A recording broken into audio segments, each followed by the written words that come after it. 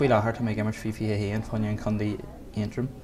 agus leis sin tá agus mar le achan condaí tá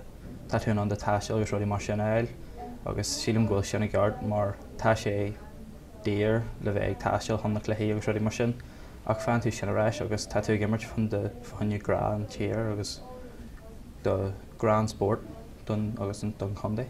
Sílim bhórdóibh gilabog airgad eil mar eall go bhfuil siad ag gimmert ar level Einta ard agus gúil siad ar gúgaí siad táisiil I anú de tréáil agus cé gúil aon siad agad de táisiil siad am gúgaí siad gilabog agad níos mó eildas mar gúil pásnal acu I Meon Eile agus tá siad deanú amach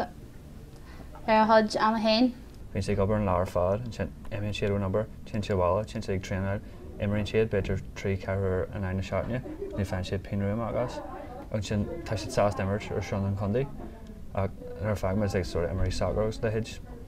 nó páisinar be agan níos mó man féin siad aige tá siad sás de bogar hiúil an Cumann nó ag Cumann Eile nó le níos mó aige híidir so ní híad mé nó. Tá aitheantas tiltte orthu ach